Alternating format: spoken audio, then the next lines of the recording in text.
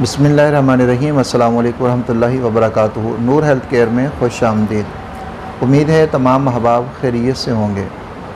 छींकों का आना, बस औक़ात ऐसा होता है कि हमें छींकें आने लग जाती हैं और वो किसी तौर के ऊपर भी कंट्रोल नहीं होती। बार बार थोड़े थोड़े वक्फे से छींकें आती हैं, जिसको हम आम तौर पर कहते हैं जी हमें कोई याद कर रहा है और ये उसकी वजह से।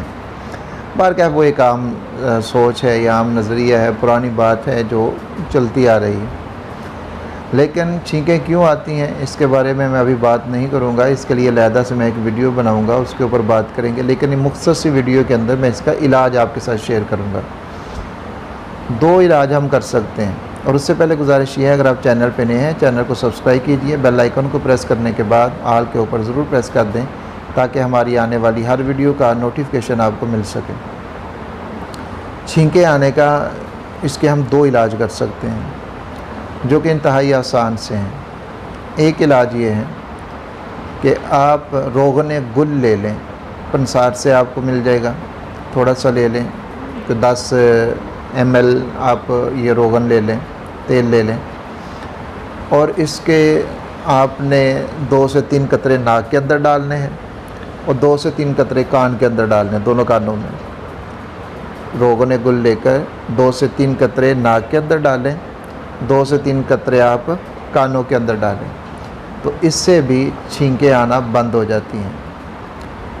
इसके अलावा एक और आप चीज़ कर सकते हैं, खुलंजान आप ले लें पंसार से ही, और इसको इंतहाई बारीक आपने पाउडर कर लेना है। अच्छी तरह से पीसकर आप इसका पाउडर बना लें। पाउडर बनाने के बाद आपने उसको सूंघना है। वो जो पाउडर आप इसका खुलंजान का तैयार करेंगे, उस पाउडर को आपने इस तरह से नाक के थोड़ा करीब करके, बिल्कुल साथ नहीं लगाना बल्कि थोड़ा सा यूं करीब करके आपने उसको सूंघना है। तो इस तरह से इसके सूंघने से भी इंशाअल्लाह ताला छींकें आना बंद हो जाएंगी। तो ये दो इंतहाई आसान से अमल हैं, टोटके हैं, नुस्खे हैं जिनके इस्तेमाल से छींकें आना बंद हो जाएंगी।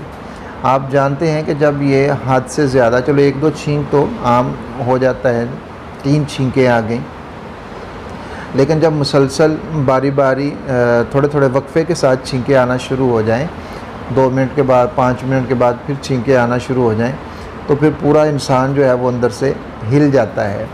और अगर यही छींकें कोई 1-2 घंटा रह जाएं तो फिर ज़ाहिर है तकलीफ़ भी बढ़ जाती है और जिस्म के अंदरूनी हिस्सों में भी दर्द शुरू हो जाता है।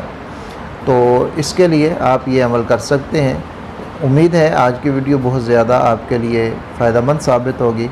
अपना ख्याल रखिएगा। बहुत जल्द एक नई वीडियो के साथ मुलाकात होगी। तब तक के लिए अल्लाह हाफ़िज़।